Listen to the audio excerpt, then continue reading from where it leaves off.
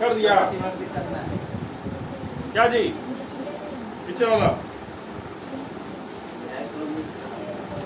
Video सब देख लिया? वीडियो सब ये देखिए। नहीं तुमने देखा, तुम तो रेगुलर है, पीछे की बात कर रहे हैं, पीछे वाले जितने हैं। चलिए, क्या पढ़े थे पिछले क्लास में? ज्योग्राफी खत्म वाला। ज्योग्राफी। अब क्या चलेगा? आपकी बताइए। ऊपर वाला थोड़ा सा खोल दो।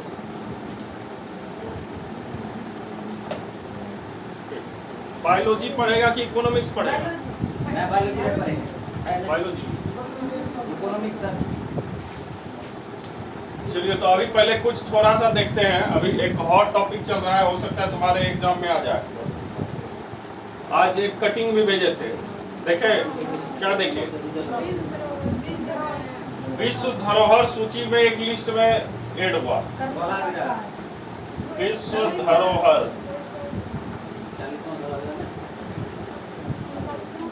सूची में नया चीज ऐड हुआ है। क्या ऐड हुआ? शांति निकेतन नहीं, एक मंदिर है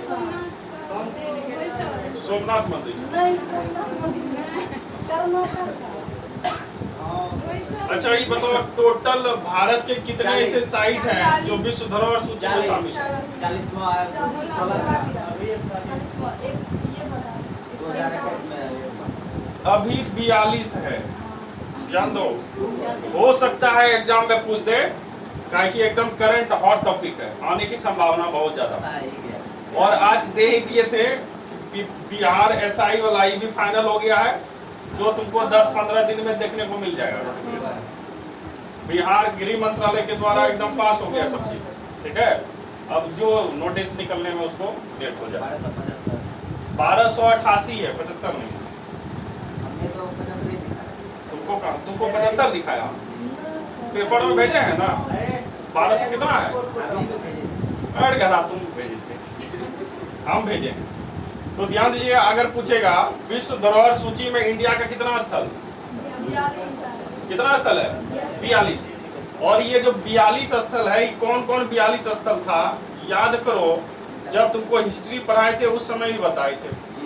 40 तक बताए थे सर। 40 तक बताए थे, तो 40 तक ही बताए थे, वो 21 में हुआ, ठीक है, 21-22 के बीच में। और अभी 2 इसमें इंक्लूड हो गया। कितना? 2।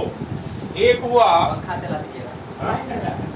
लाइट नहीं है, देखो 39वां, 40वां, 41वां और 42वां, ये 3 याद रखना जी, ध्यान देना। कौन कौन? 40वां तक आया। 39, 40, 41 और 42, ठीक है। और ये जब भी इसका घोषणा होता है, कहीं ना कहीं इसका सम्मेलन होगा विश्व धरोहर सूची में। ये सभी का बैठक होता है, सभी देश इसमें सम्मिलित हैं। क्या कर रहे हो? यहाँ कुछ हम बता रहे हैं सीरियस, ठीक है। अब देखो यहाँ पे जो बैठक होता है, और अभी तक ये बताओ किस संस्था के अंतर्गत आता है? पहले यूनेस्को।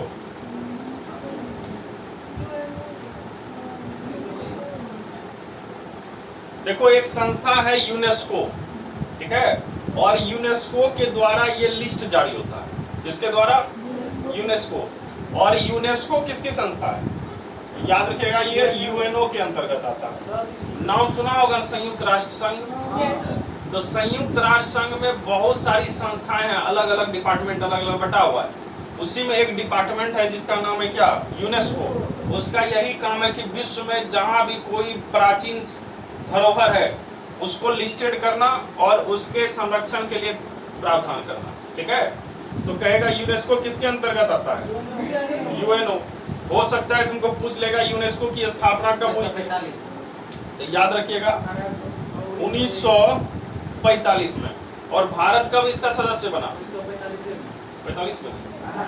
अभी तक आजाद भी नहीं हुआ है और सदस्य बना दोगे? 48 में सर, 1948 में। भारत अभी शामिल नहीं हुआ और आजाद, इसमें तुम एंट्री करवा दोगे तो 72 में, ध्यान दीजिएगा, कब? 72 में एंट्री करेगा इंडिया, ठीक है। और इंडिया में इस यूनेस्को के द्वारा कुल कितने अभी साइट हो गए हैं? 42, जिसमें ये 4 जो लिखे हैं, चारों का नाम याद रखना, कि इंपॉर्टेंट है। एक चीज और पहले बता दो, उसके बाद उधर चलेंगे। यूनेस्को का फुल फॉर्म क्या है? इकोनॉमिक्स,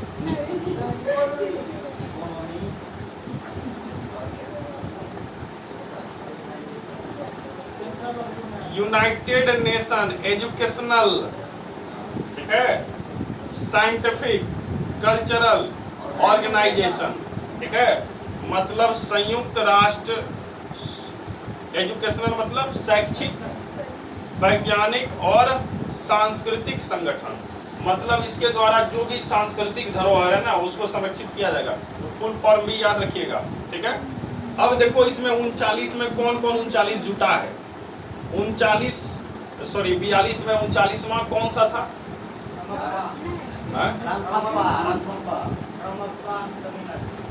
रमप्पा, नाम क्या है? रमप्पा मंदिर। और ये कहाँ है जी? याद रखिएगा, तेलंगाना।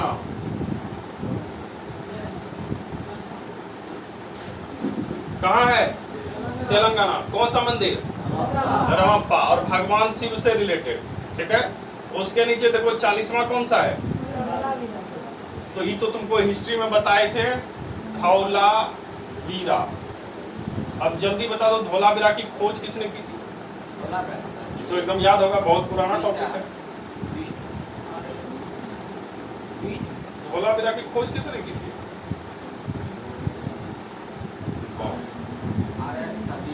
हिस्ट्री तुम पढ़ी थी ना? हिस्ट्री नहीं पढ़े हैं? हड़प्पा नहीं पढ़े थे? अच्छा, जल्दी बताओ इधर से। ऐड करा के का विस्ट करा। जेपी जोशी, जेपी जोशी ये खोज करता थे, खोज जो, और बताए थे उत्खनन करता। इन्होंने जगह खोजा और एक थे कि उसको खनन करके निकालेंगे, वो थे आरएस बिस्ट। आरएस बिस्ट, दोनों याद रखना। बिस्ट करता है, वहां पूछेगा इसके जो है खोज करता कौन थे, आप पहले नंबर पे ऑप्शन देगा आरएस बिस्ट। मार के निकल जाना, एकदम सही हो जाएगा तुम्हारा, ठीक है। तो देखो खोज बताए थे जो है यहाँ, ठीक है। तो खोज करता जेपी जोशी और उत्खनन करता आरएस बिस्ट, क्लियर ना। और ये धौलावीरा है कहाँ? गुजरात। और गुजरात में बताए थे कच्छ। कौन सा है? कच्छ, ठीक है। तो इतना याद रखोगे तो चलेगा, ठीक। उसके बाद ये तो हो गया 40वां। 41वां इधर हाल में इधर हुआ है, 3-4 दिन पहले। यहाँ भी बैठक चल रहा था सऊदी अरब में, और 45वां ये बैठक था यूनेस्को का। कहाँ हो रहा है? सऊदी अरब में। कम्मा बैठक है? 45वां। हो सकता है ये भी पूछ दे। 44वां बैठक चले थे तो ये धौलावीरा आया था इस बैठक में, 44 में। अब 45वां बैठक हुआ थी, 2 एंट्री मारा है इंडिया में। 41वां जो है, 41वां नंबर का, उसका नाम शांति निकेतन। इस शांति निकेतन है कहाँ? पश्चिम बंगाल। और पश्चिम बंगाल में जो रविन्द्रनाथ टैगोर नाम सुने होंगे, उन्हीं का एक आश्रम, उनके पिताजी के द्वारा ही बनाया गया था शांति निकेतन, ठीक है। बाद में वो यहाँ पे रहे। तो याद रखिएगा शांति निकेतन 41वां। और 42वां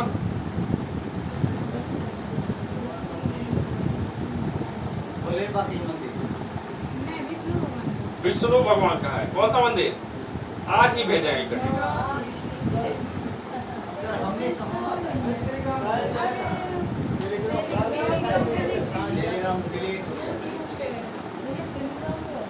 होयसला मंदिर। नाम क्या है? होयसला मंदिर, नाम दिया है होयसला। एक वंश तुमको याद होगा, होयसल वंश बताए थे। होयसल वंश याद करो, बताए होंगे तुमको। और इसमें अलाउद्दीन खिलजी में, अलाउद्दीन खिलजी का जब दक्षिण अभियान था तो इस होयसल वंश पर भी अधिकार किया था। और होयसल की राजधानी द्वार समुद्र थी, ठीक है। तो याद रखिएगा, ये होयसला मंदिर है, होयसल वंश के द्वारा इसका निर्माण हुआ था। और कहाँ है ये हौसला मंदिर? याद रखिएगा, कर्नाटक। ठीक है, तो देखो रमप्पा कहाँ है? तेलंगाना। धोलावीरा कहाँ है? गुजरात के कच्छ जिले में। और यहाँ पे हौसला मंदिर ये 42वां है कर्नाटक, और 41वां था शांति निकेतन कहाँ पे? बताओ क्लियर? तो टोटल भारत में अभी कितने वर्ल्ड हेरिटेज साइट? 42। ठीक है, जल्दी से नीचे 2 पॉइंट लिख लेंगे इससे।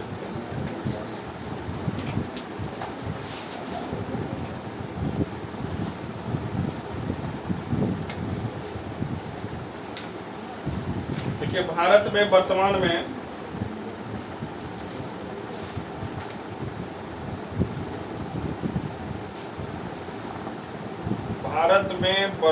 में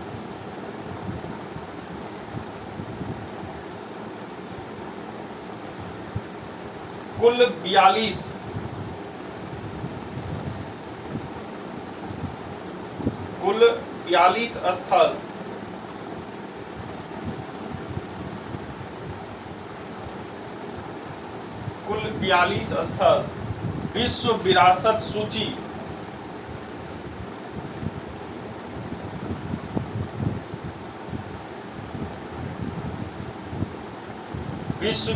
सूची में हैं।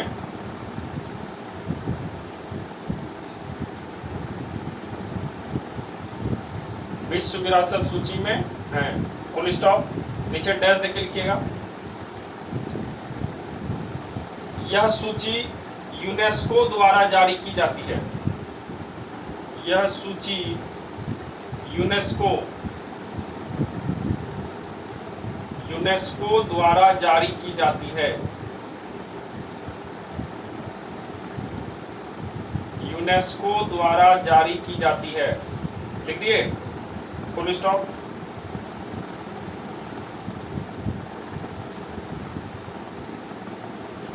यूनेस्को का मुख्यालय न्यूयॉर्क, पेरिस। नीचे डैश देके लिखिए। यूनेस्को की स्थापना कहाँ? यूनेस्को की स्थापना 1945 ईस्वी में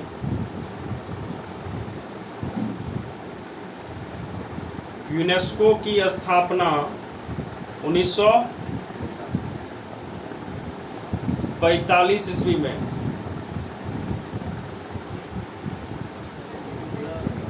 और इसका मुख्यालय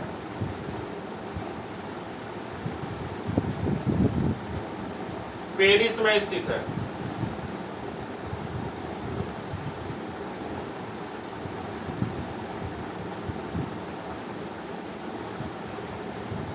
फुल फॉर्म तो लिख लोगे ना? ठीक है, नीचे लिखिएगा डबल स्टार लगा के 39वां स्थान।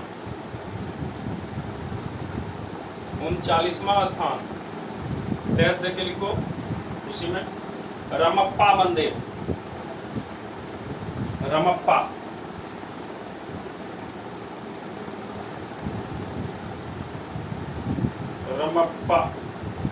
लिख लिए? रमप्पा मंदिर डैश देके लिख दीजिएगा तेलंगाना।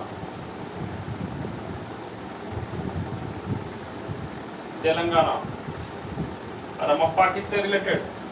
शिव भगवान से, याद रखिए। उसके नीचे लिखिए 40वां। चारों याद रखना एकदम कंफर्म। ठीक है, 40वां स्थल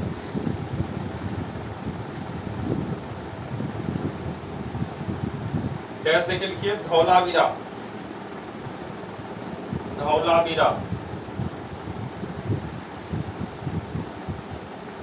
और डैश देके लिखिएगा गुजरात के कच्छ में। और जिसको एक डिस्टरबेंस होगा खोज और उत्खनन में, तो कहीं बगल में टिका दीजिएगा। खोज करता जेपी जोशी और उत्खनन करता RS बिष्ट।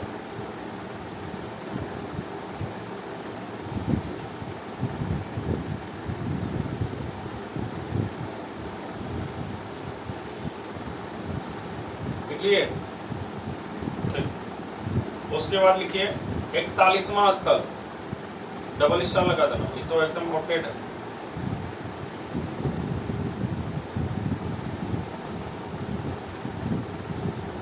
लिख लिखिए 41वां स्थल डैश देख के लिखो शांति निकेतन। शांति निकेतन वेस्ट बंगाल। किससे रिलेटेड? रविन्द्रनाथ टैगोर। रविंद्र। अच्छा, इसकी स्थापना किसने की, बनाया किसने? रविन्द्रनाथ टैगोर। हाँ, इनके पिताजी रविन्द्रनाथ टैगोर के पिताजी देवेंद्रनाथ टैगोर, देवेंद्र नाथ टैगोर इसके निर्माता थे, भवन निर्माण करने वाले। ठीक है, 41वां हो गया। उसके बाद नीचे लिखिए 42वां।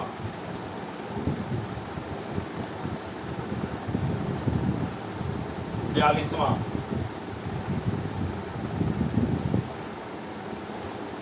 42वां में लिख दीजिएगा होयसला मंदिर। होयसला मंदिर, होयसला मंदिर कर्नाटक। विष्णु भगवान का मंदिर, तो एक शिव थे, दूसरा विष्णु है। ठीक है, विष्णु।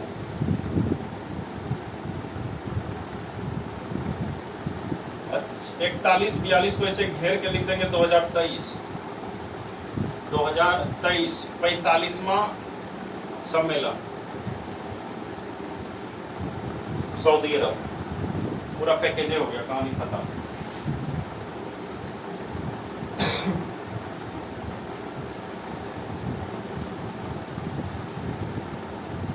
देखिए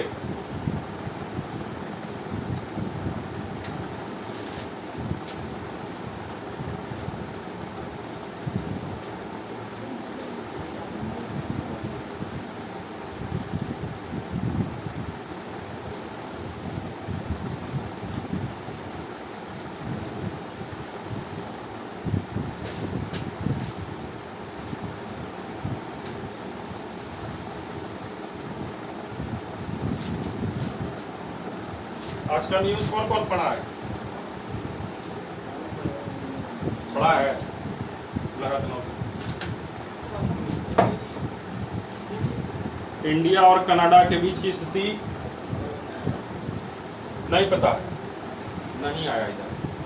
खासा उसको लगाओ बढ़िया से। आ गया।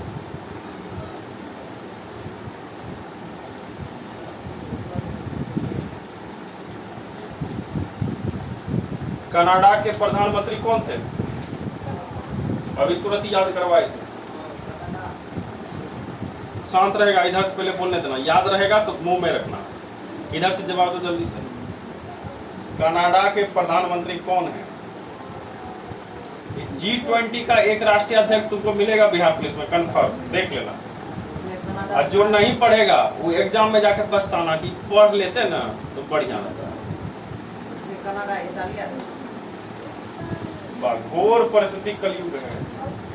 ये तो कनाडा को कह रहा है कि हिस्से नहीं लिया था। Justin Trudeau. देखिए क्या, देखिए क्या नाम बोली? Justin Trudeau. ठीक है, एकदम सही, जस्टिन ट्रूडो। ठीक है, क्या हो गया? क्या हो गया? तो तुम अपना काहे नाक के रहते हो अपने बात पे? चलो ध्यान दो इधर। तो कनाडा में क्या हुआ, क्योंकि तुमको एक बार बताए थे कि खालिस्तानी ग्रुप जो है भारत विरोधी कार्य करता है, और वो कनाडा में जाके वहां की नागरिकता लेकर वहां पर आतंकवाद करता है भारत के खिलाफ। ठीक है, तो वहां के जो आतंकवादी एक नेता थे उनको इंटेलिजेंस एजेंसी, भारतीय जो इंटेलिजेंस एजेंसी है उसको मार के वहीं खत्म कर दिया। मूवी सब में जैसे देखता है ना कि पाकिस्तान में घुस के मार दिए, मूवी में नहीं देखता है, वैसा ही खेल हो गया है कनाडा में। आज से बहुत पहले हुआ था, प्रतिक्रिया आज उसका आया है। उसकी जांच एजेंसी जो है ना वो चेक कर रही थी क्या हुआ, तो पता चला कि इंडियन एजेंसी कोई मार के यहाँ पे उसको फरार हो गया, मतलब कोई इंडियन मारा है उसको। ऐसा उसका खुफिया विभाग ने जानकारी दी। अब कौन मारा है वो अभी तक नहीं पकड़ पाया, और ये कहानी हो गया तो 3 महीने बाद पहले की, ठीक है। तो कनाडा जो है इंडिया पर कटाक्ष किया कि इंडिया ऐसा काम किया, और यहाँ के देखो कोई भी देश होता है तो दोनों देश के बीच व्यापारिक संबंध भी होता है, और हमारे जो IS एक होते हैं जिसको IFS कहते हैं, इंडियन फॉरेन सर्विस, है ना, ऑफिसर, वो यहाँ पे एक अपॉइंटेड रहते हैं, और एक उसका उस देश का हमारे देश में रहते हैं, जिसको उच्च आयोग कहा जाता है, हाई कमीशन, ठीक है। तो भारत का कनाडा में एक उच्च आयोग है, और कनाडा का कहाँ पे, भारत में एक उच्च आयोग है। यहाँ पे कनाडा के व्यक्ति बैठते हैं, यहाँ भारत के, एक ऑफिस अलग सभी देश में रहता है ऐसा। तो यहाँ पे जब कनाडा को पता चला कि भारतीय ने ऐसा काम किया है, तो इस कनाडा ने जो भारतीय ऑफिसर था, IS ऑफिसर, इसको लताड़ दिया कि हम यहाँ से आपका ऑफिस क्या करते हैं, बंद करते हैं, कि आपका जो है इंटेलिजेंस एजेंसी ऐसा काम किया। तो यहाँ से लताड़ा मतलब इसको कहा कि आप बोरिया बिस्तर बांधिए, ठीक है। बस थोड़ी समय देर बाद इंडिया में उसका प्रतिक्रिया आया, और यहाँ जो कनाडा का था इसको भी पूरा फटकार लगा कि जल्दी 5 दिन के अंदर तुम खाली करो भारत, है ना। तो ये है अभी पावर इंडिया का चल रहा है, ठीक है। तो याद रखिएगा, चूंकि कनाडा के साथ डिस्टरबेंस अभी चल रहा है, तो कनाडा तुमको पूछ सकता है, चाहे कनाडा किसी भी माध्यम से पूछ ले, ठीक है। कह देगा USA और कनाडा के बीच कौन सी सीमा रेखा, 49वीं कौन सी, समानांतर रेखा, ठीक है। और यहाँ कनाडा के PM कौन, जस्टिन ट्रूडो। क्या ये G20 के सदस्य थे, आए थे, और तुम बोला कि आए ही नहीं, दिमाग से उतरोगे इतना जल्दी। चलिए अब हम लोग चलते हैं कहाँ पे, इकोनॉमिक्स।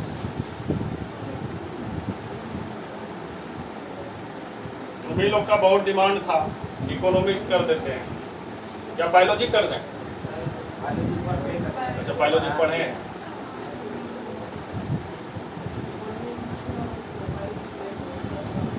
देखिए इकोनॉमिक्स में 4 क्लास लेंगे ओनली, कितना क्लास, 4 से ज्यादा नहीं, काहे कि जितना तुम्हारे एग्जाम में आना चाहिए, मात्र इसमें 3-4 क्वेश्चन आता है, इसके लिए माथापैची करने की आवश्यकता उतनी नहीं है।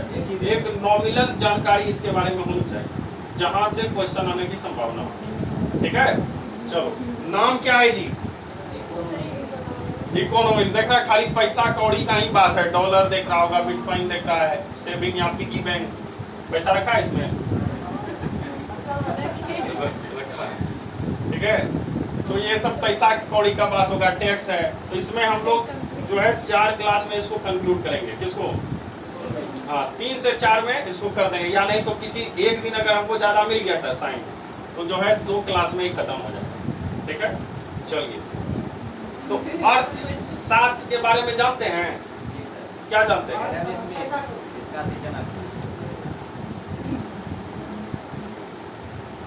अर्थशास्त्र की रचना किसने की थी, चाणक्य कौटिल्य सबसे पहले।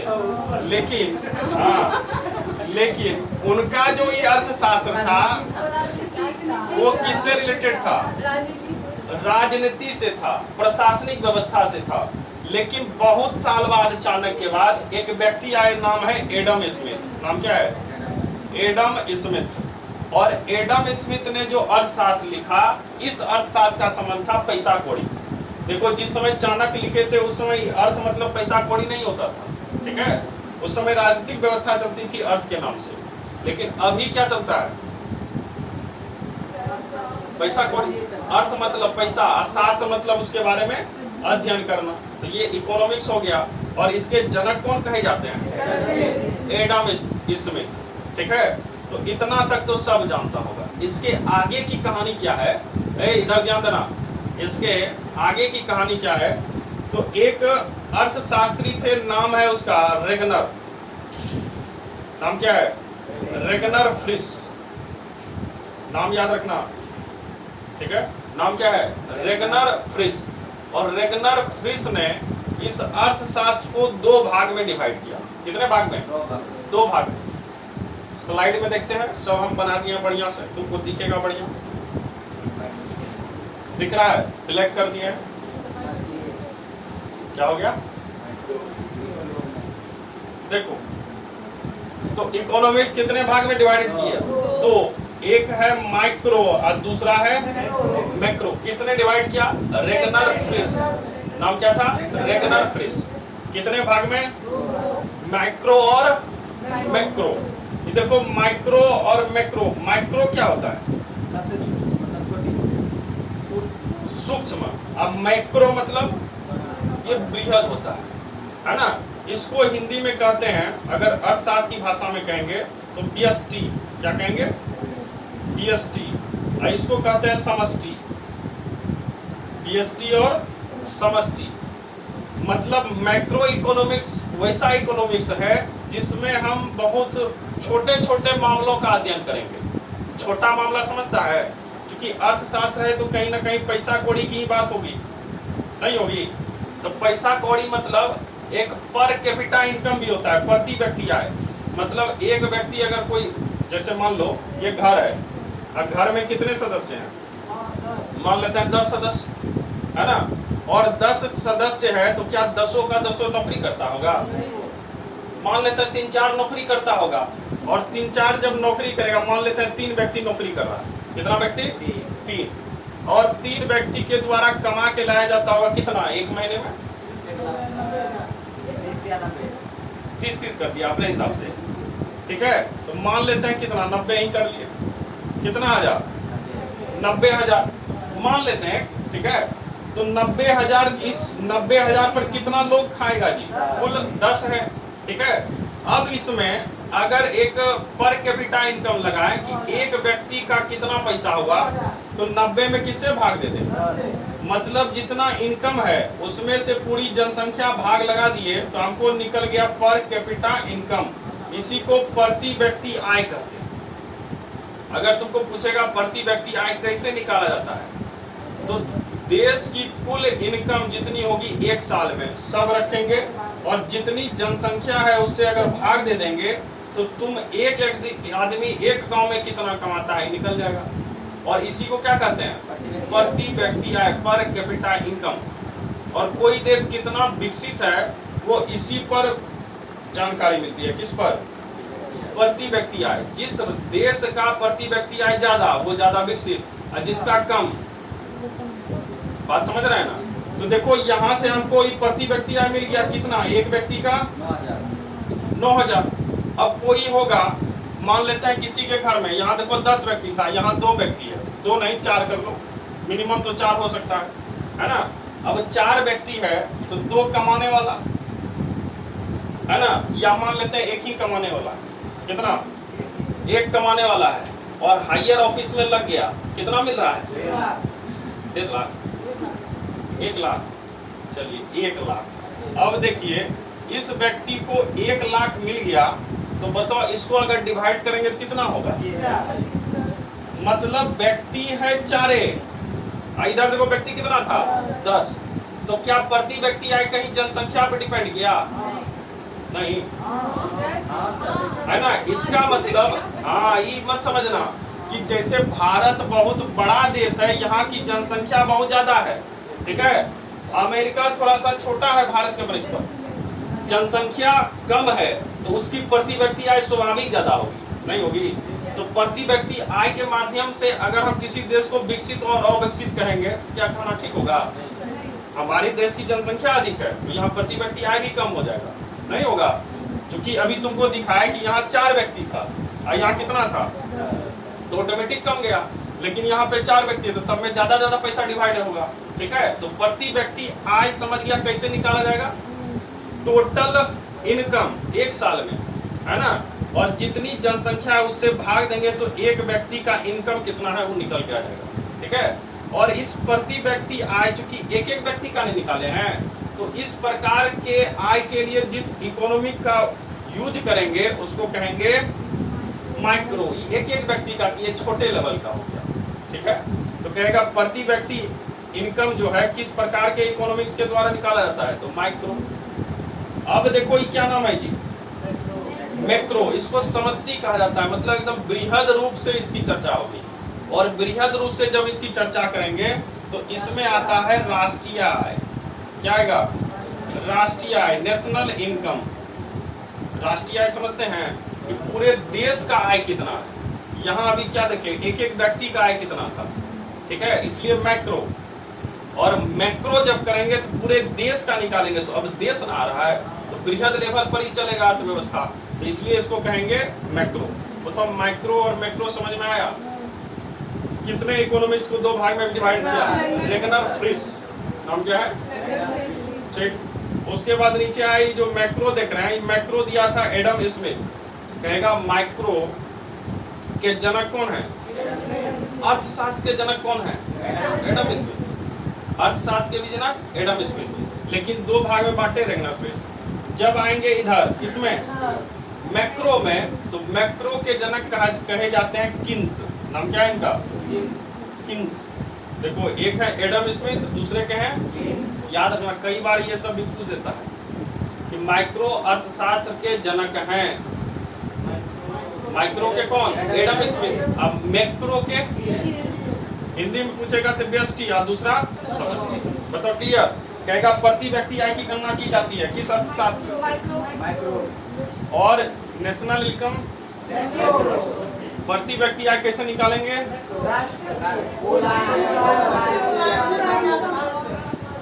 हाँ, एक वर्ष में जितना इनकम होगा देश का, अब बटा जितनी जनसंख्या है, भाग दे दिए, निकल गया एक व्यक्ति का। बताओ क्लियर है? अब देखो आगे, देखो यहाँ पे लिखा गया है इकोनॉमिक्स प्रोसेस, अर्थव्यवस्था की क्या प्रक्रिया है। और कई बार एग्जाम से यहाँ से क्वेश्चन एकदम बनता है कंफर्म, इसलिए इसको ध्यान से देखना चाहिए। अब प्रोसेस है कि पैसा कहाँ से आता है देश को। देश को तो पैसा कहीं जाता होगा, टैक्स के माध्यम से जाता है, तो पैसा कहाँ से जाता है? तो देखिए ये 4 सेक्टर में इसको डिवाइडेड किए हैं। कितने सेक्टर? सेक्टर समझते हैं? क्षेत्र, है ना। अब 4 सेक्टर क्या है, तो इसको नंबरिंग दे दिए 1 2 3 4, प्राथमिक, द्वितीय, तृतीय और चतुर्थ। प्राथमिक, द्वितीय, तृतीय और कितने सेक्टर में बांटे अर्थव्यवस्था को? 4। किसके माध्यम से? इनकम के माध्यम से, ठीक है। पहला देखो क्या है, प्राथमिक क्षेत्र, मतलब वैसा क्षेत्र जो जमीन से रिलेटेड होगा, इससे भूमि से, मतलब वैसा सेक्टर जहां से आय की गणना किससे होती है? जमीन से। मतलब अगर लालन पालन हो रहा है तो इसमें मुख्य भूमिका किसकी है? जमीन। जैसे कृषि हो गया, पशुपालन हो गया, खनन हो गया। खनन समझते हैं? हाँ सर, जो मतलब सोलर से निकलता है, चौंदी सब, कोयला सब, बालू खनन हो गया, कोयला खनन हो गया, है ना। ये सब क्या हो गए? हाँ, जितने भी मिट्टी से रिलेटेड काम होंगे वो सब किस सेक्टर के अंतर्गत आएंगे? प्राथमिक सेक्टर के अंतर्गत। प्राथमिक समझ गया?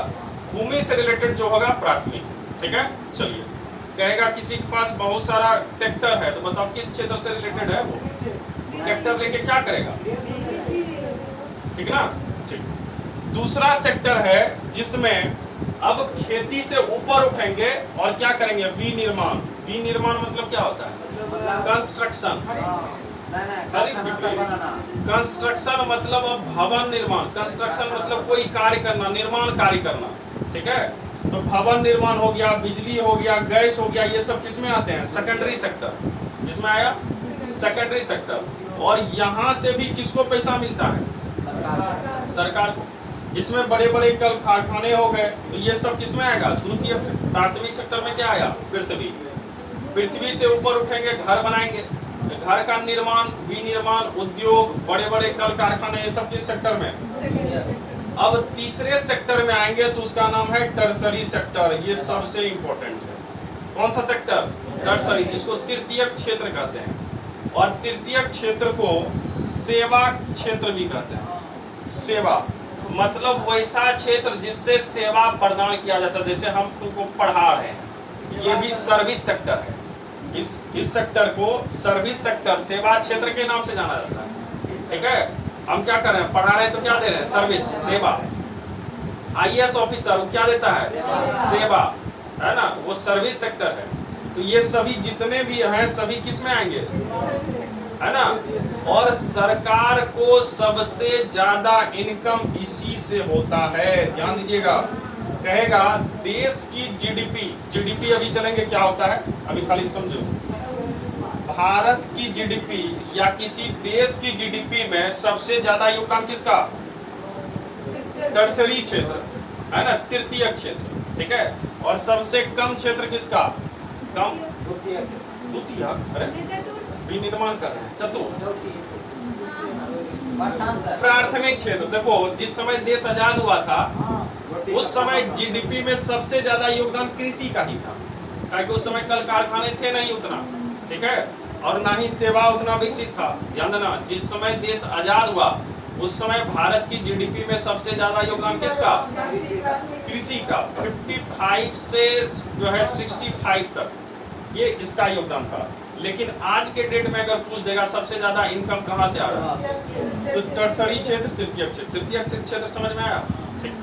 एक नया इसमें एक क्षेत्र जुड़ता है इकोनॉमिक्स में जिसका नाम है चतुर्थ क्षेत्र, और इसमें सभी प्रकार के रिसर्च आते हैं, अनुसंधान। इसरो, डीआरडीओ, जितनी भी संस्था है ये सब किस क्षेत्र में? ये सब चतुर्थ क्षेत्र में आता है। और चूंकि अब इस काल से मतलब 2014 के बाद 16, 17, 18 जो देख रहे हैं, इसमें से अब इस सेक्टर से भी देश को कुछ आमदनी आना शुरू हुआ। पहले यहाँ से कुछ आमदनी नहीं आता था, यहाँ से आमदनी कैसे लेंगे? मतलब दूसरे ग्रोह के नौका हम लेंगे सस्ते में। अब देखो क्या करते हैं हम, अब इतना हम चंद्रयान 3 सक्सेसफुल कर दिए, आदित्य L1 मिशन दे दिए, तो दूसरा देश भी समझता है कि भारत चंद्रयान मिशन किया, हम भी करते हैं, मेरा बहुत पैसा लगा, इंडिया का बहुत कम में पैसा में हो गया, तो इससे बढ़िया कि हम, मेरा सैटेलाइट रहेगा, भेजवाएंगे किससे? कम पैसा में भेज देगा, ठीक है, तो पैसा का बचत होगा कि नहीं? और वो देश आएगा भारत के पास, खूब पैसा दिया, और जब भारत के पास पैसा आएगा तो एग्रीमेंट किससे करना होगा? भारत सरकार से पहले, क्योंकि इसरो क्या है? सरकारी संस्था। और जब भारत सरकार से इसका एग्रीमेंट होगा तो पैसा किसके फंड में जाएगा? भारत सरकार के फंड में। तो इस क्षेत्र के द्वारा भी सरकार को अब आमदनी धीरे धीरे आने लगा। याद होगा कि भारत में सबसे ज्यादा जो है प्रक्षेपित किया गया था उपकरण, कितना? भारत में 103 उपग्रह, एक बार 103 उपग्रह यहाँ से सैटेलाइट, ये विभिन्न देशों का था, अपना नहीं था बोलिए, सभी देश का उपग्रह लेकर आसमान में छोड़ा था और नया कीर्तिमान बनाया था। पहले स्थान पे कुछ दिन तक रहा विश्व में, अब सेकेंडरी स्थान पे आ गया, दूसरा देश निकल गया, 104.10 कर दिया, ठीक है। चलिए तो देख लिए, बताओ कौन सा सेक्टर है जी? चतुर्थ सेक्टर। चतुर्थ सेक्टर के अंतर्गत कौन सी चीज आता है? अनुसंधान, रिसर्च, ठीक है। बताओ कोई तरह का दिक्कत? ठीक। प्राथमिक सेक्टर में क्या आएगा? कृषि, पशुपालन, मतलब मिट्टी या भूमि से क्षेत्र वाले स्थान। क्लियर है? अब ध्यान दो, देखो इधर क्या है, देखिए अर्थव्यवस्था के प्रकार, ये तो सब सुना होगा, थोड़ा सा हम तुम लोग को करंट कर देते हैं खाली। देखिए अर्थव्यवस्था के मुख्यतः 3 प्रकार होते हैं। कौन कौन? अरे ये प्रकार अलग है, अन्य है, जो दिखा वही चल। अर्थव्यवस्था के प्रकार होते हैं नियंत्रण के आधार पर। किसके आधार पर? नियंत्रण, कंट्रोल कैसे होता है, ठीक है। दूसरा होता है तुम्हारा व्यापार के आधार पर, और तीसरा होता है विकास के आधार पर। विकास को कहे तुम कह रहा है, ये डेवलपमेंट वाला विकास है, ठीक है। तो 3 प्रकार से देखे क्या होता है विकास। ये विकास होगा किसी भी देश का, ठीक है। अर्थव्यवस्था के ये क्या है? टाइप है, इकोनॉमिक्स के टाइप। अब ध्यान दो, अभी इकोनॉमिक्स शुरू नहीं हुआ है, अभी शुरुआत में ही कुछ चल रहा है, भूमिका, ठीक है। अभी यहाँ ध्यान दो, देखो पहला जो नियंत्रण के आधार पर चलेंगे, कंट्रोल। कंट्रोल कौन करेगा किसी देश की अर्थव्यवस्था? सरकार। किसी भी देश का हेड कौन होता है? जो सत्ता में रहेगा, सरकार। तो सरकार का अगर सभी संसाधन पर, ध्यान देना, सरकार का अब किस संसाधन पर, वहां के रिसोर्स पर जितना प्रभाव रहेगा, उसके आधार पर, नियंत्रण के आधार पर 3 भाग में उसको बांटे हैं। पहला क्या है? पूंजीवादी पूंजीवादी, दूसरा समाजवादी और तीसरा मिश्रित अर्थव्यवस्था। 3 प्रकार की कैटेगरी में पूरे देश को बांट दिए। और जब भारत आजाद हो रहा था तो उससे भी पूछा गया किस कैटेगरी में आओगे। देखो ये अलग कैटेगरी था। पहले विश्व में 2 प्रकार की कैटेगरी चलती थी, पूंजीवादी और समाजवादी।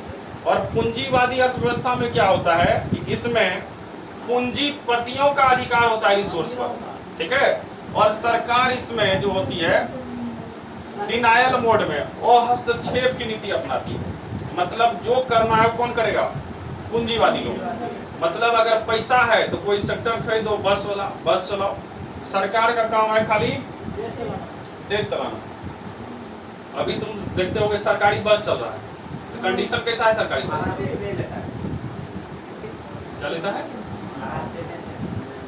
भाड़ा सेम की बात कर रहे हो, देखो फैसिलिटी कैसा है उसका। अभी थोड़ा सा ठीक ठाक भी हुआ है। आज से अगर 5 साल पीछे जाओगे तो देखा होगा कि ये सरकारी बस का कंडीशन गजब रहता था, पूरा बॉडी उसका हिलते रहता है ना।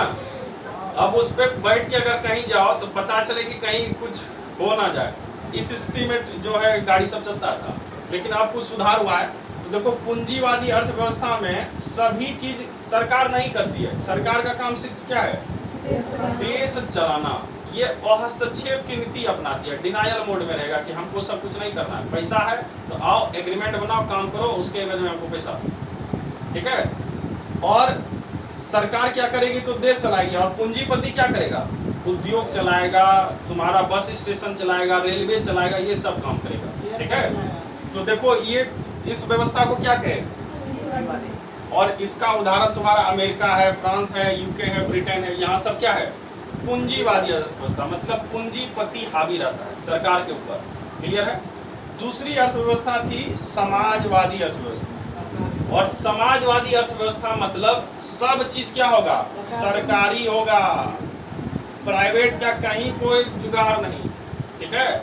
अगर कहीं पर जो है सामान बेचवाना है तो वो भी कौन बेचेगी? सरकार ही बेचवाएगी। अगर रेलवे चलाना है तो कौन चलाएगा? सरकार। टैक्सी चलाना है तो सरकार। मतलब सभी कार्य किसके द्वारा नियंत्रण में? सरकार के नियंत्रण में होगा। और यहाँ पर जितने रिसोर्स होते हैं उस पर सभी का समान अधिकार इसमें समझा जाता है। किस अर्थव्यवस्था में? समाजवादी, ठीक है। तो ये जहां भी देखता होगा सरकारी सब चीज है तो समझ जाओ किसका है? समाजवादी परंपरा, ठीक है। और जब भारत आजाद नहीं हुआ था, इससे पहले जब प्रथम विश्व युद्ध, द्वितीय विश्व युद्ध चल रहा था, तो उसमें सबसे बड़ा कारण यही था, पूंजीपति और समाजवादी, ठीक है। इसी दोनों में हमेशा टक्कर चलता था। और समाजवाद का सबसे बड़ा समर्थक तुम्हारा रसिया जो रूस है, और पूंजीवाद का सबसे बड़ा समर्थक अमेरिका। तो हमेशा देखता है कि अमेरिका और रसिया में हमेशा टक्कर होते रहता है, ठीक है। और अमेरिका चाहता था कि तुम भी किधर आ जाओ? पूंजीवादी अर्थव्यवस्था। पूरा विश्व एक हो जाएगा, पूंजी के अनुसार चलेगा, ठीक है। लेकिन रसिया कहा कि हम उधर नहीं जाएंगे। और इसी बीच 1947 में भारत भी आकर का, भारत भी आजाद हो गया। अब भारत देख रहा है एक साइड अमेरिका कह रहा है कि इधर आओ, और दूसरे साइड ये कह रहा है कि इधर आओ, है ना। दोनों कहेगा। कोई भी मान लो अगर 2 गुट है, 2 गुट बना हुआ है, एक अभी मान लो एक कांग्रेस है और दूसरा कौन है? इंडिया अलायंस, इंडिया अलायंस, और दूसरा बीजेपी वाला एनडीए। ये 2 अलायंस है ना। अब यहाँ पे एक बीच में कोई व्यक्ति है नया, अब उसको पता नहीं है इधर, तो कोई कहेगा इधर आ जाओ एनडीए में, कोई कहेगा किधर आ जाओ। अब इस व्यक्ति पर डिपेंड है कि इसको कहाँ जाना है। इसको लग रहा है कि दोनों का कुछ कुछ बेहतर है, तो ये बीचे में रह जाएगा और कहेगा कि आधा तुम्हारा और आधा तुम्हारा लेंगे, ठीक है। तो इसी को कहेंगे मिलाकर काम किए तो मिश्रित अर्थव्यवस्था। ये इंडिया डेवलप किया। कौन किया डेवलप? इंडिया। तो ये तीसरी अर्थव्यवस्था इधर निकल के इंडिया कहा कि कुछ हम समाजवादी भी रखेंगे, मतलब सरकारी भी रखेंगे, और कुछ क्या रखेंगे? प्राइवेट भी रखेंगे, मतलब पूंजीवादी भी रखेंगे। तो ये दोनों मिलाकर एक नई अर्थव्यवस्था जन्म ले ली। नाम क्या हो गया? मिश्रित अर्थव्यवस्था। और मिश्रित अर्थव्यवस्था में भारत है और उसका पिछलग्गू पाकिस्तान भी आ गया कि हम भी आप ही के देश। क्लियर है? हाँ तो ध्यान दीजिएगा, तो ये मिश्रित अर्थव्यवस्था समझ में आया। तो मिश्रित अर्थव्यवस्था में सरकार कुछ ऑटो चलाएगी और कुछ प्राइवेट भी होगा, कुछ बैंक सरकारी भी होगा, कुछ बैंक प्राइवेट भी है। कुछ ट्रेन सरकारी भी होगा और कुछ अभी होना शुरू हो गया। अच्छा प्राइवेट ट्रेन नहीं देखा है? नहीं देखे। मेट्रो प्राइवेट है, एक ट्रेन चला है प्राइवेट, जल्दी नाम बता। वंदे भारत। वंदे भारत। अरे तेजस नाम नहीं सुना था? अरे तेजस नाम नहीं सुना था? हाँ हाँ, तेजस। तेजस प्राइवेट ट्रेन है। IRCTC नाम सुना है? उसी कंपनी के द्वारा इसको चलाया जाता है, ठीक है। और जो तेजस देख रहा है ये सरकारी और प्राइवेट ये दोनों पे है, PPP मॉडल पे है, पब्लिक प्राइवेट पार्टनरशिप है ना, पार्टनरशिप साझेदारी, मतलब सरकार का भी रहेगा आधा साझा और किसका रहेगा, प्राइवेट, दोनों के साझेदारी से चल रहा है। इस मॉडल को कहते हैं PPP। और इस मॉडल के तहत चलने वाला ट्रेन क्या है? हाँ? नाम क्या है ट्रेन का? तेजस। और ये तेजस ट्रेन अभी भागलपुर से चलना भी नवोछियों लगा था। नोगछिया में लगा था। नोगछिया फोटो भी खींचे। नोगछिया में उसका स्टॉपेज नहीं है, जाता होगा कटिहार, इधर रुक गया होगा बीच में। पब्लिक प्राइवेट पार्टनरशिप लिख लो पे, पब्लिक प्राइवेट पार्टनरशिप। पब्लिक मतलब होता है सरकारी, पब्लिक प्राइवेट पार्टनरशिप सरकारी निजी साझेदारी हो गया, सरकारी निजी साझेदारी है पार्टनरशिप।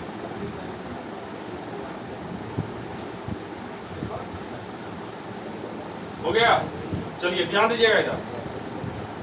देखो तेजस का फैसिलिटी थोड़ा सा एकदम अपग्रेड किया है।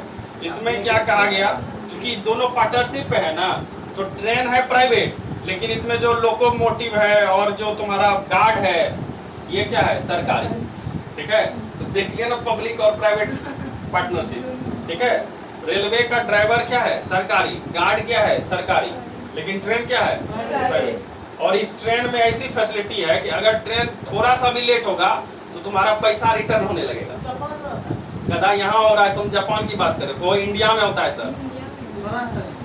ठीक है। अगर तुम्हारा 1 घंटा लेट हो गया, आधा घंटा लेट हो गया, है ना, पैसा कट के तुम्हारे अकाउंट में, जितना का टिकट किए हो। अगर ट्रेन बहुत ज्यादा लेट हो गया, 1-2 घंटा हो गया, तो पूरा पैसा रिफंड हो जाएगा। जाएगा कि नहीं, वही ट्रेन लेके जाएगी, पैसा रिफंड होगा। बात समझ रहे हैं? उसी में जाएंगे सर। तो लेट नहीं करता है, दूसरा ट्रेन रोक के इसको निकालता है, निकलिए आप, पैसा रिफंड करना पड़ेगा। हाँ। क्या होगा, डबल हो जाएगा। गधा है क्या जी, यहाँ जुआ चल रहा है इसमें तेजस में क्या? धन्य है। चलिए ठीक है, तो ऐसी फैसिलिटी है यहाँ पे, तो इसको जल्दी से जल्दी जो है रोका नहीं जाता है, कहीं भी अटकाया नहीं जाएगा। इमरजेंसी है तब अटकेगा, ठीक है। और एकदम राइट टाइम चलाने का इसका जो है ये खासियत रहा है, इसलिए ऐसा रखा गया कि ट्रेन लेट नहीं हो। लेकिन इसलिए देखता होगा बीच बीच में कोई ट्रेन बहुत ज्यादा 12 घंटा 13 घंटा ऐसे होता है लेट, तो लेट लतीफी ना हो इसलिए ऐसा ही सिस्टम बनाया गया है, जो कुछ हद तक ठीक है। तो जिसको लेट लतीफी से डर लगता है तो तेजस पकड़िए, भागलपुर से आप दिल्ली जा सकते हैं, ठीक है। पैसा थोड़ा सा ज्यादा देगा। और एक चीज, इसमें अगर पैसा कटवाओगे तो इसमें एरोप्लेन जैसा पैसा चलता है, नहीं समझा? एरोप्लेन का टिकट देखे हैं? मान लो तुमको आज कितना तारीख हुआ, 19 सितंबर, मान लीजिए 19 अक्टूबर को जाना है, तो अभी टिकट काटोगे तो हो सकता है मिनिमम 4-5 हजार में यहाँ से दिल्ली सबका मिल सकता है, पटना से। लेकिन जैसे जैसे नजदीक चलते जाओगे 19 अक्टूबर के, वैसे वैसे उसी सीट का दाम बढ़ते जाएगा, एकदम फ्लेक्सिबल होता है। और अगर मान लो तुमको, इसलिए देखा होगा कि कभी भी एक दिन पहले भी अगर कहीं जाना हो तो तुमको टिकट एरोप्लेन में मिल जाता है। कारण क्या है, उस एक दिन अगर पहले काटोगे तो वही 4000 का तुमको 26,000 लेगा। 4000 का कितना लिया, 26,000 लिया और तुमको बैठा के ले जाएगा। वैसे ही इसमें भी होता है, इधर फ्लेक्सिबल है, ज्यादा सीट है तो कम पैसा में हो जाएगा, जैसे जैसे सीट कमा बस इसका पेमेंट भी हाई होते जाएगा। पैसा है तो खरीदो, बढ़िया से जाओ। सर ये तो हो सकता ठीक है है। पहले 10 को खरीद लेंगे। वाह, बाद में ब्लैक करो। तो सरकार वहाँ बैठी है, आरपीएफ क्या करेगा, झक मारेगा क्या? वो सब बैठ के यही करता है कि कहाँ पे कालाबाजारी हो रहा है। ठीक है,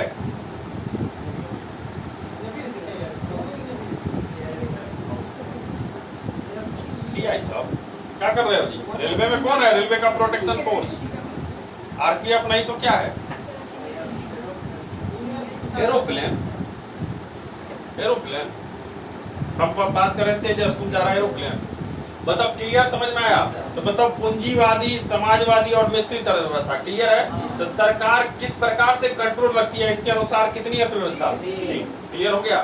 भारत किस कैटेगरी में है? अगला देखिए, व्यापार के आधार पर, मतलब ट्रेड के आधार पर कि किस देश से कितना ट्रेड हो रहा है, तो इसके आधार पर दो प्रकार की अर्थव्यवस्था, बंद और खुली। बंद खुली क्या है?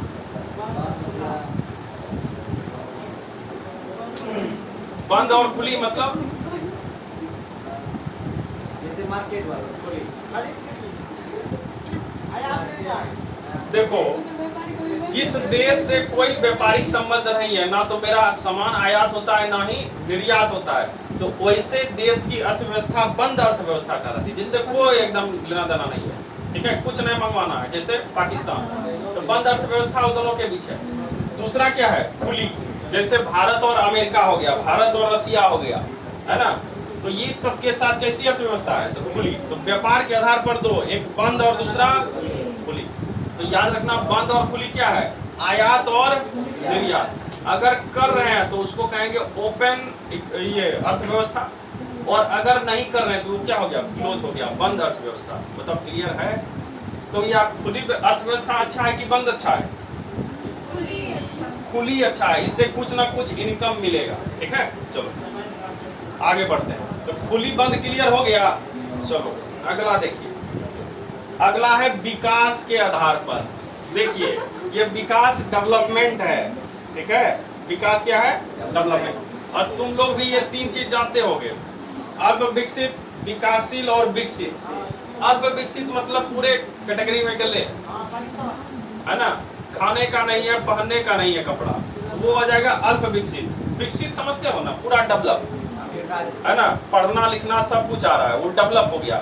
तो जो पहनावा जिसको नहीं है, कपड़ा पहनने का लिहाज नहीं है, पढ़ना लिखना नहीं आता है, तो वो सब देश किस कैटेगरी में जाएगा? और अल्प विकसित देश तुमको कहाँ मिलेंगे? अफ्रीका महादेश।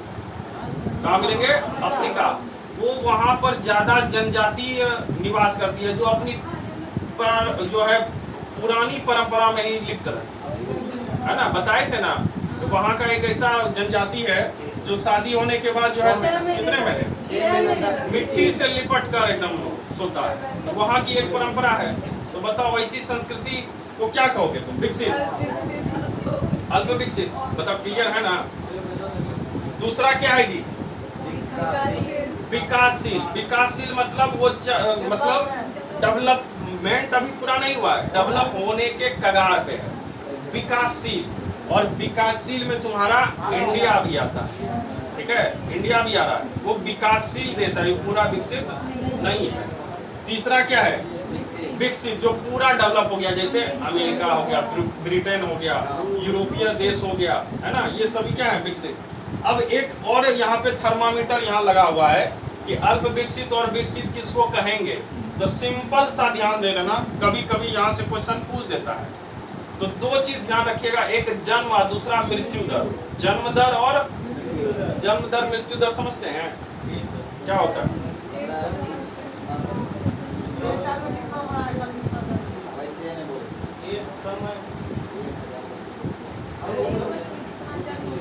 हाँ, सब ये दर एक वर्ष में ही काउंट होगा।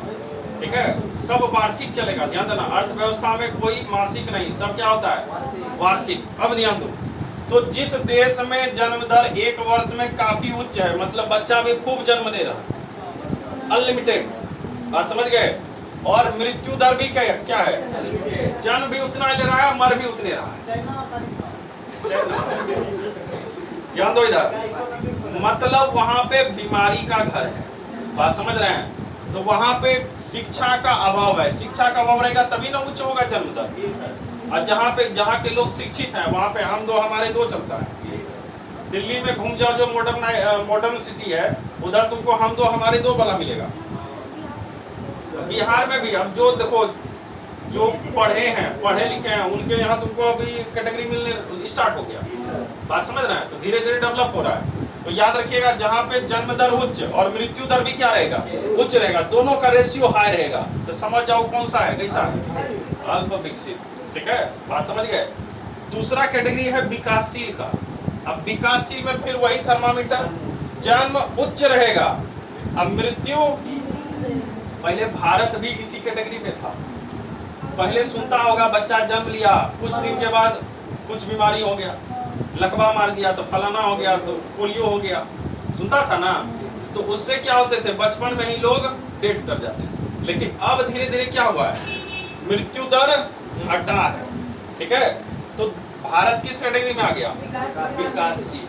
और तीसरा होता है वैसा देश जिसमें जन्म और मृत्यु दोनों क्या हो, निम्न हो, तो उस देश को क्या कहेंगे, विकासशील देश, विकसित देश। जैसे तुम्हारा फिनलैंड सब हो जाएगा, अमेरिका हो जाएगा। अमेरिका के राष्ट्रपति कितने साल के हो गए, अमेरिका के राष्ट्रपति कितने साल के हैं, 60 साल। 4 साल का था।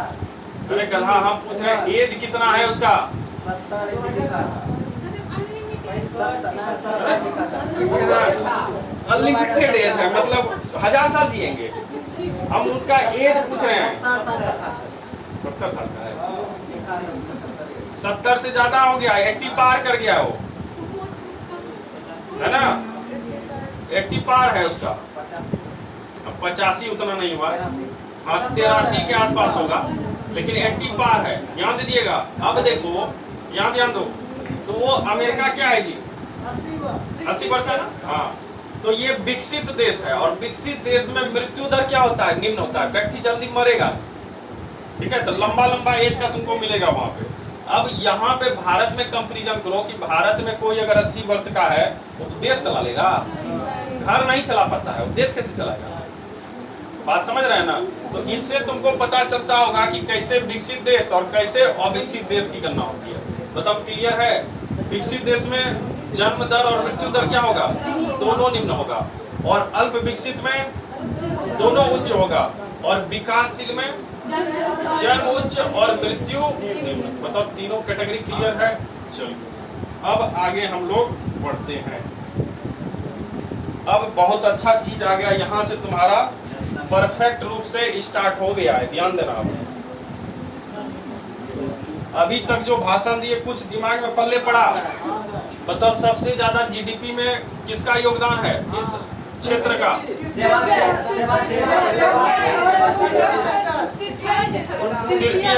तृतीय क्षेत्र के अंतर्गत क्या आता है, सेवा क्षेत्र, सर्विस सेक्टर। सभी आगे नौकरी पेशा समझ लो सब, ठीक है। उसके बाद पूछेगा कि बताइए प्राथमिक सेक्टर के अंतर्गत क्या है,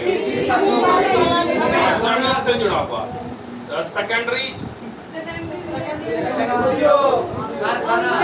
निर्माण होगा, विनिर्माण होगा, बिजली गैस उत्पादन, ये सब आएगा। तृतीय क्षेत्र में, चतुर्थ में, क्लियर हो गया। अर्थशास्त्र को किसने दो भाग में बांटा था, रेगनर फिश। किस किस में कहेगा, पर कैपिटा इनकम की जानकारी किस प्रकार के अर्थशास्त्र से, और कहेगा नेशनल इनकम की जानकारी, क्लियर। अब मैक्रो अर्थशास्त्र के जनक कौन थे, कौन थे, क्लियर है। चलिए अब पूरे अर्थशास्त्र के जनक एडम स्मिथ, क्लियर है। अब देखो यहाँ लिखा हुआ है जी नेशनल इनकम। नेशनल इनकम मतलब नेशनल इनकम मतलब राष्ट्रीय आय। बहुत समय से आय आ रहा है। ये इनकम आय क्या होता है, जल्दी बताओ।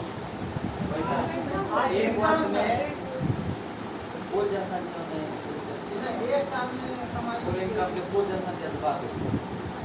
रे गधा, हम पर कैपिटा इनकम पूछ रहे हैं, हम पूछ रहे हैं आय बताओ। पर कैपिटा हटा दिए, ओनली आय क्या होता है? जो खर्च करके बढ़ता है सर। ये देखो खर्च उठ करके बचना। अर्थशास्त्र पढ़ रहे हो, अर्थशास्त्र, उसमें पूछ रहे हैं आय क्या है? एक साल में जितना मुनाफा आता है सर। रख, एक साल में जितना कमाई किया खा पी के जो बचा वही रहा। वो तो प्रॉफिट हो गया, हाँ। हम आय पूछ रहे हैं। देखिए देखो, 1 साल और 2 साल कर रहा है, ध्यान दो इधर। देखिए शारीरिक और मानसिक स्तर पर, ध्यान दीजिएगा, किसका स्तर पर? शारीरिक और मानसिक स्तर पर श्रम के द्वारा जो भी श्रम किए, श्रम मतलब कार्य किए, उसके द्वारा जो भी पारिश्रमिक मिलती है, मतलब मनी मिलती है, उसी को आय कहते हैं। इनकम समझ में आया है ना? जिसको तुम लोग सैलरी कहते हो। सैलरी में क्या हुआ? शरीर खपाया, दिमाग खपाया, और उसके बाद कुछ एक स्टाइपेंड मिला, उसी को क्या कहेंगे? आय कहेंगे। कभी मत कहना कि 1 साल में ये कर दिए वो कर दिए, सीधे गलत हो जाएगा। तो मानसिक और शारीरिक तौर पर जो श्रम के रूप में योगदान दिया और उसके एवज में स्टाइपेंड जो मिला, पारिश्रमिक, उसी को क्या कहते हैं? आय कहते हैं। बताओ, क्लियर हो गया? ठीक। अब ये जो आय है, अब यही इसी के आगे अगर राष्ट्रीय लगा देंगे तो क्या हो जाएगा? राष्ट्रीय आय।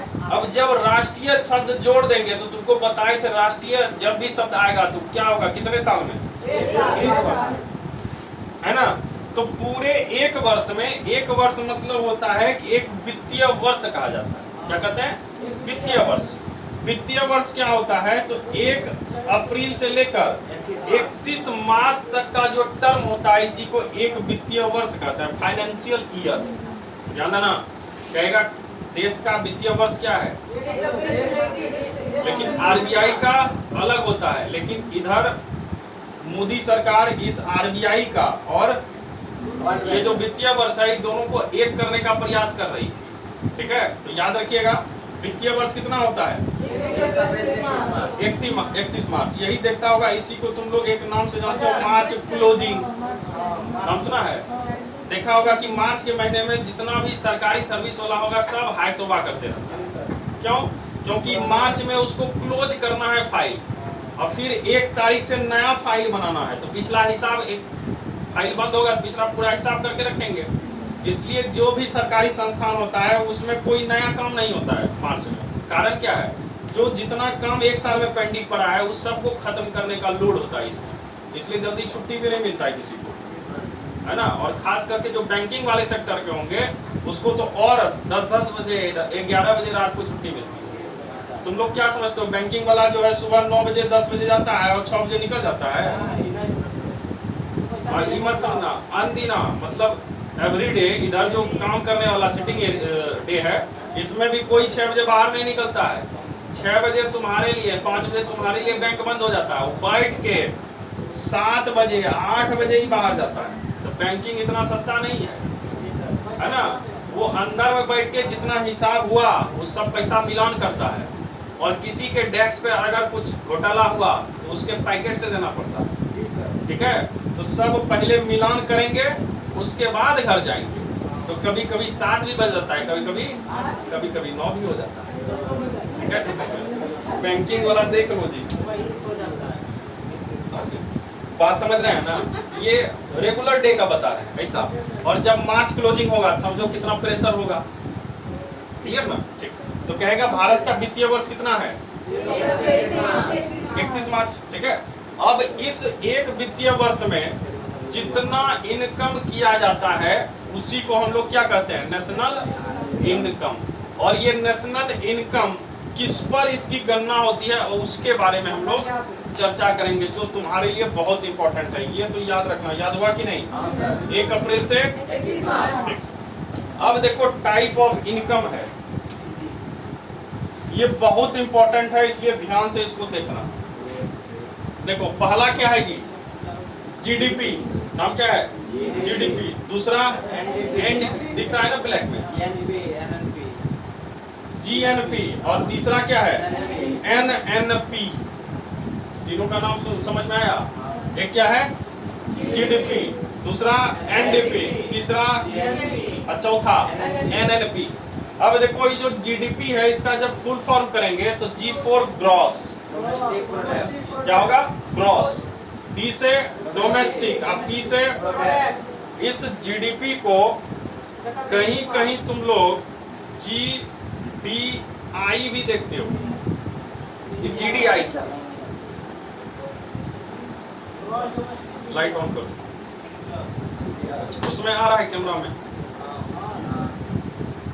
जीडीआई मतलब हो गया ग्रॉस डोमेस्टिक इनकम, है ना? तो कहीं कहीं पी तो सब जगह मिलेगा, लेकिन कहीं कहीं तुमको जीडीआई भी मिलता है। तो आई मतलब भड़क में जाना, ही क्या दे दिया? तो ग्रॉस डोमेस्टिक इनकम। डोमेस्टिक मतलब घरेलू, है ना?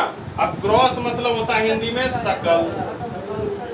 अब तुम इसका फुल फॉर्म कर दो, तो सकल घरेलू उत्पाद। विश्व भी तो एक घर है, नहीं है? तो ये सकल घरेलू उत्पाद हुआ। अब देखो इस जीडीपी किसको कहेंगे? अब परिभाषा देखो, कई बार डायरेक्ट परिभाषा देके पूछ लेता है। तो जीडीपी मतलब हुआ कि किसी वित्तीय वर्ष में, वित्तीय वर्ष समझ गया? कितना साल? 2 साल? 1 साल।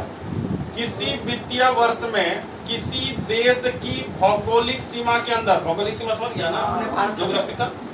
भौगोलिक सीमा के अंदर एक वर्ष में जितना सेवा समझा? तृतीय क्षेत्र, है ना? उसका टैक्स हुआ, ठीक? और जितना यहाँ पर वस्तु का निर्माण होगा, वस्तु समझा? जो सब कारखाना बनेगा, हाँ, सब चीज तो प्रोडक्ट होगा ना। तो एक वर्ष में जितनी सेवा का निर्माण होता है और जितनी वस्तुओं का निर्माण होता है, उस सब के मौद्रिक मूल्य, क्या बताए? मौद्रिक मूल्य मतलब सबका दाम, हाँ, सभी का जो प्राइस होगा, है ना, उस सब को मिलाकर क्या कहा जाता है? जीडीपी। बताओ, ये परिभाषा समझ में आई? पूरे एक वित्तीय वर्ष में किसी देश की भौगोलिक सीमा के अंदर उत्पादित वस्तु और सेवा के मौद्रिक मूल्य के योग को क्या कहते हैं?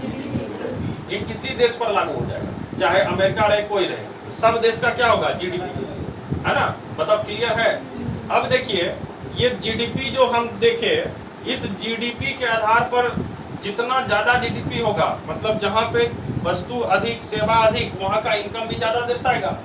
तो उस देश का ग्रोथ वो डिक्लेयर करता है कि वो देश कितना उन्नति कर रहा है। बात समझ रहे हैं? और कभी कभी देखता होगा, लिख देता है कि भारत की जीडीपी है 6.5%, देखा है परसेंट में? भारत की जीडीपी 7.8%, ऐसे ऐसे लिखा हुआ। मतलब ये ग्रोथ दिखाता है कि कितना ग्रोथ कर रहा है। कभी कभी दिखाएगा 2.2 ऐसे करके। तो अगर कम हो रहा है तो समझ जाओ उसका ग्रोथ रेट क्या है, मतलब उसका इनकम, टोटल इनकम क्या हो गया? कम हो गया, ये कम दर्शा रहा है। अगर ज्यादा है तो ज्यादा दर्शा रहेगा, है ना? और अभी वर्तमान में भारत का ग्रोथ रेट कितना है? जीडीपी का कितना है? 6.9, तो 7.8%। कब पढ़ा था 6.9?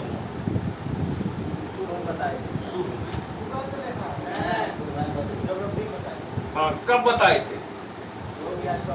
6। ध्यान दीजिएगा, देखो ये जो जीडीपी होता है, ग्रोथ रेट प्रत्येक क्वार्टरली निकलता है। क्वार्टरली समझते हैं? प्रत्येक 3 महीना। ये ग्रोथ रेट कितने महीने में जारी होता है? प्रत्येक 3 महीने में जारी होता है।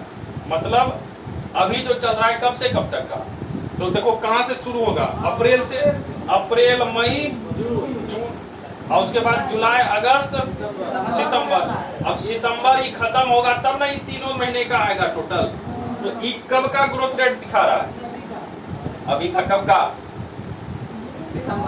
अप्रैल, मई, जून का ग्रोथ रेट दिखा रहा है। जब सितंबर खत्म हो जाएगा तो जुलाई, अगस्त, सितंबर का ग्रोथ रेट दिखाएगा अक्टूबर में। बात समझ गए? और उसके बाद अक्टूबर, नवंबर, दिसंबर का ग्रोथ रेट दिखाएगा। तो समझ जाना ये ग्रोथ रेट कितने साल में? 3 महीना में। हाँ, तो साल नहीं, 3 महीने में जारी होता है। बताओ, क्लियर है?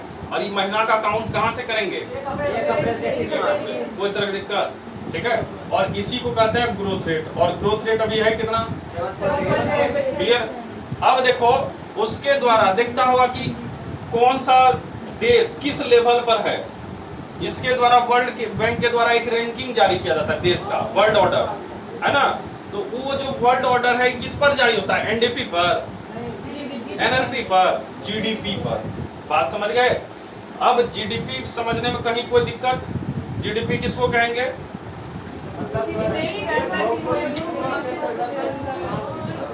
एक वित्तीय वर्ष में भौगोलिक क्षेत्र में जितना सेवा की कुल सेवा और उत्पादित वस्तु के मौद्रिक मूल्य के योग को क्या कहेंगे, जीडीपी। क्लियर हो गया। और जीडीपी के द्वारा किसी भी देश का ग्रोथ दिखाई देता है और वर्ल्ड रैंकिंग इसी के ऑर्डर पर सेट किया जाता है। क्लियर हो गया। ठीक। दूसरा क्या है, एनडीपी।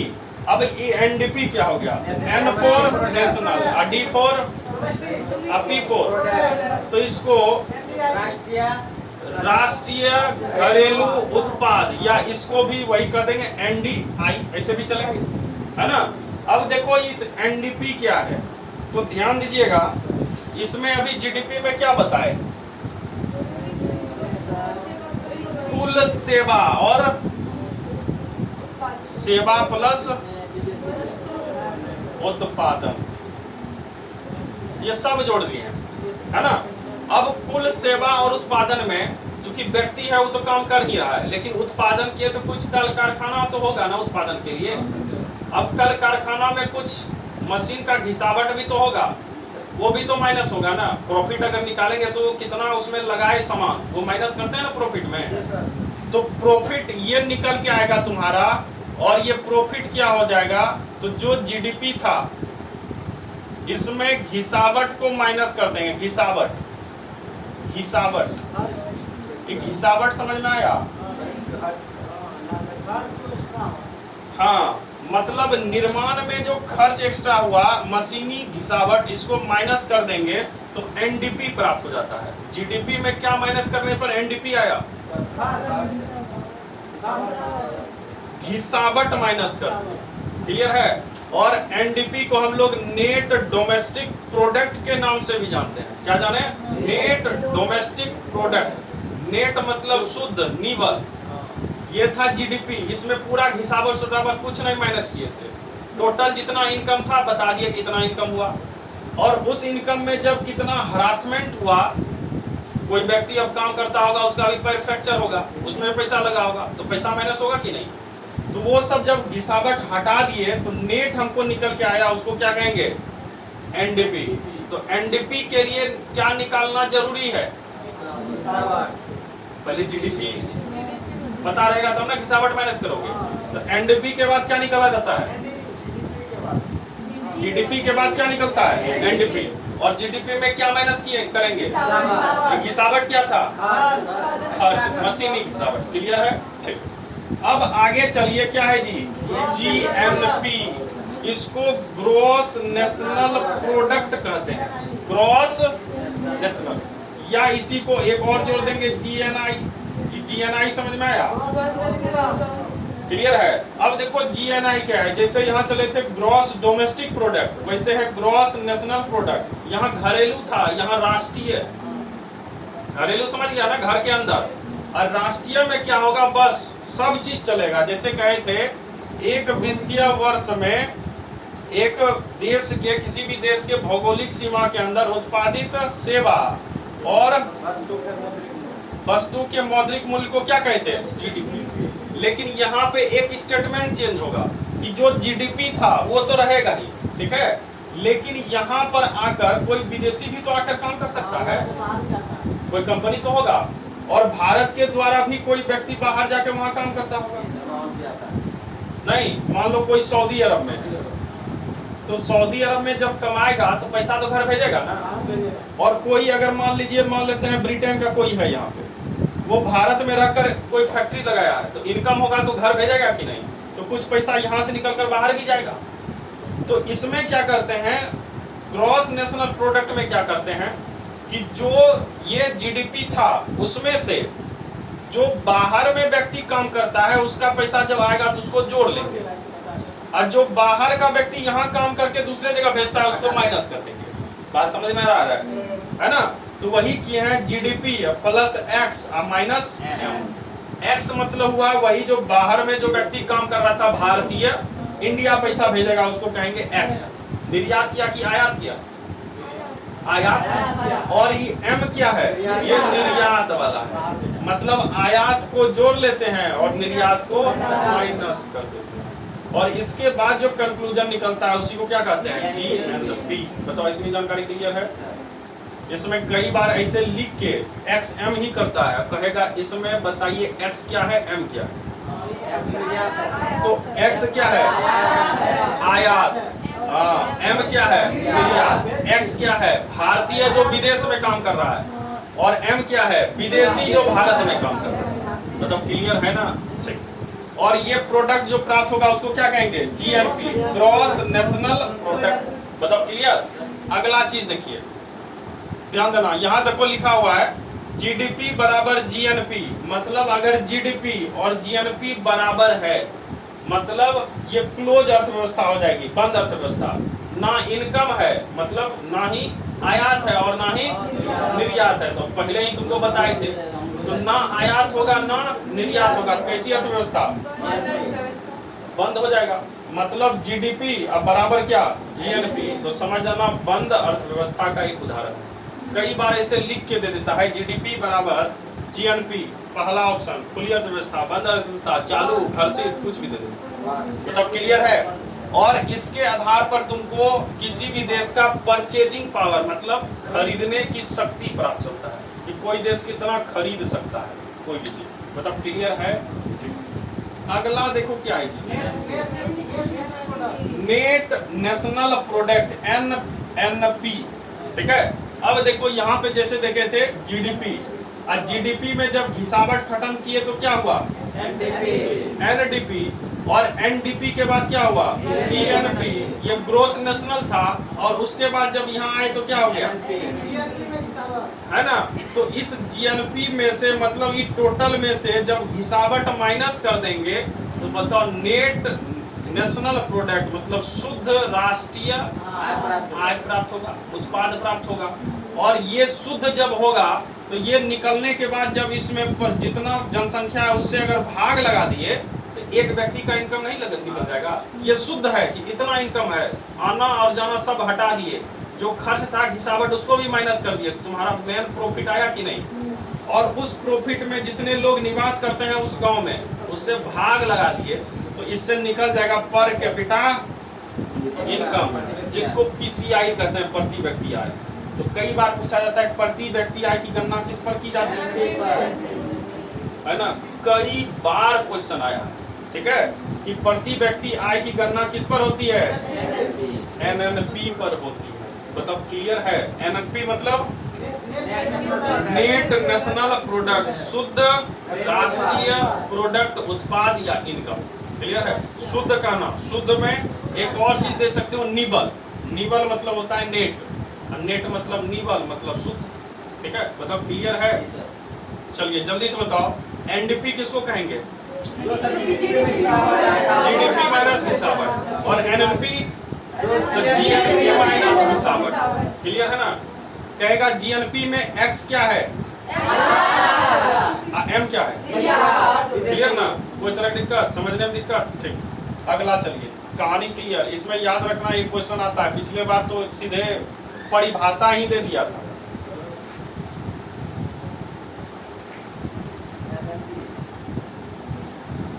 क्या हुआ एनएलपी?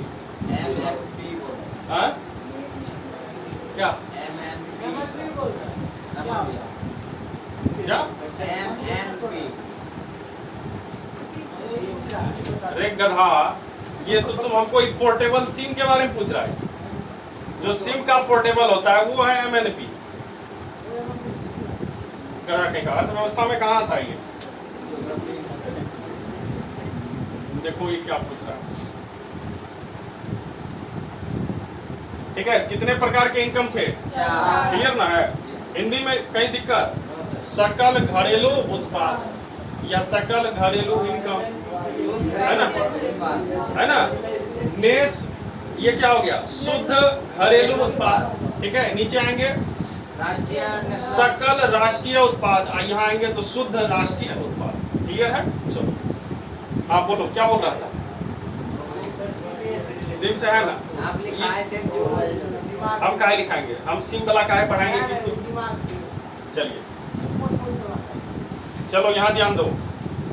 तो पर कैपिटा इनकम क्लियर हो गया। निकालने की विधि, नेशनल प्रोडक्ट में टोटल क्या करेंगे? पॉपुलेशन से भाग देंगे तो पर कैपिटा इनकम निकल जाएगा। क्लियर है?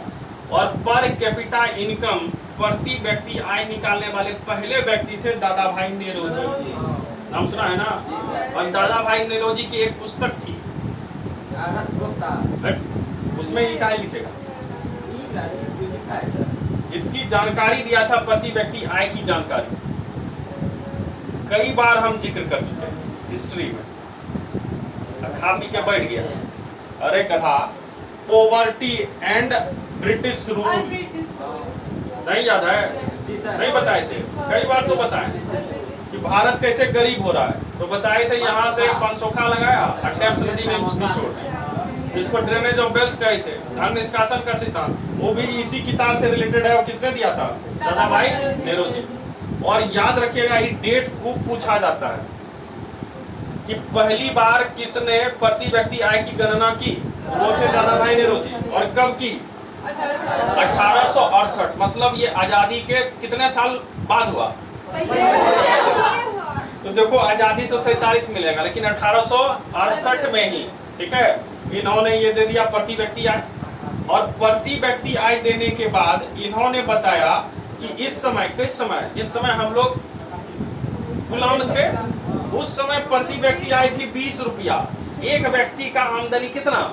20 रुपया। 20 रुपया। बात समझ में आ रहा है? पर कैपिटा इनकम कितना?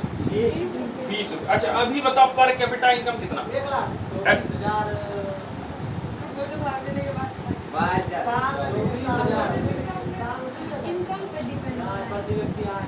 अब प्रति व्यक्ति आय तुमको बताए कि नेशनल प्रोडक्ट में कुल जनसंख्या से भाग देंगे।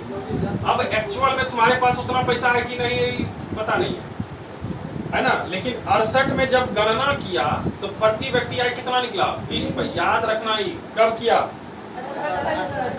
कितना था? और अभी अगर पूछ रहे हैं तो 2.6 $2.6 में है ना? अब कहेगा मेरे हाथ में तो कोट का नहीं है। तो कहा पूरे देश का जितना था उसमें कुल जनसंख्या से भाग दिए तो इतना निकला, है ना?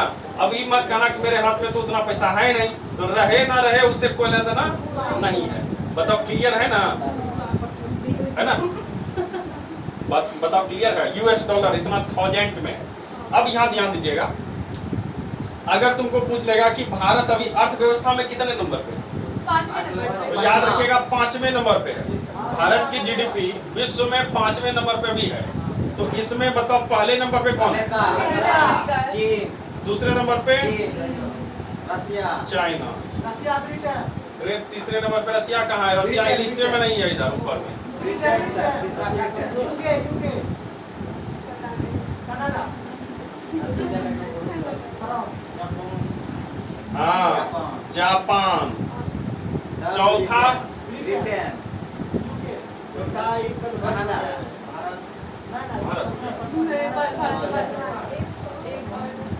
जर्मनी। जर्मनी इसका भारत अपना भारत। भारत। अब बताओ बीच में कहाँ रसिया है, कहाँ ब्रिटेन? देखो इससे पहले हम छठी अर्थव्यवस्था थे और हमसे एक लाइन ऊपर था ब्रिटेन। उसको नीचे कर देख, नीचे जाओ। यहाँ है यूके, ब्रिटेन, ये छठा नंबर पे है। तो हमसे ये नीचे चले गए अर्थव्यवस्था में, ठीक है? और हम आ गए हैं 5वीं नंबर पे, ठीक है? कितने नंबर पे? हाँ, तो याद रखिएगा ये रैंकिंग ऑर्डर भी याद रखो। पहला नंबर क्या है? अमेरिका। दूसरा चाइना। तीसरा चौथा जर्मनी। अब 5वां छठा, और इसके नीचे फिर चलेगा सब। बताओ क्लियर है? तो कम से कम इंडिया के एक बाद तक तो याद रखना, इंडिया किसको रिप्लेस करके 5वें नंबर पे गया? ब्रिटेन को, है ना? अब जर्मनी का चांसलर कौन था? हिटलर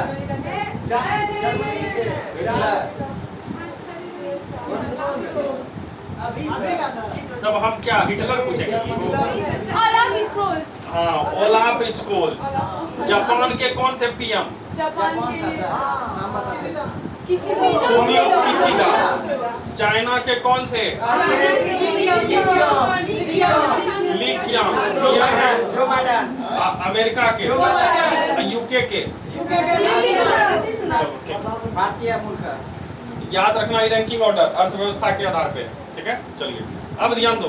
तो पहली बार कहेगा प्रति व्यक्ति आय की गणना किसने की? कब की? 68 में, ठीक है। और कितना इनकम था एक व्यक्ति? अब देखो, आजादी के बाद 1949 में, 47 में आजाद हुआ, 2 साल बाद इन्होंने ये गणना किया। नाम है पीसी महालनोबिस। नाम क्या है? पीसी महालनोबिस। नाम सुना होगा, पंचवर्षीय योजना, है ना? उसमें चलेंगे तो एक बार और नाम लेंगे।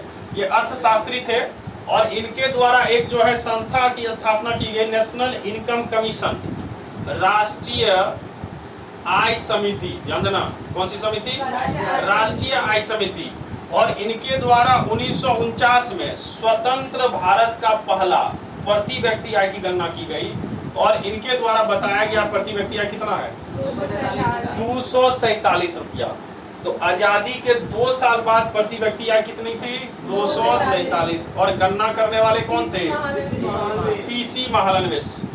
और इन्होंने किस समिति की स्थापना की?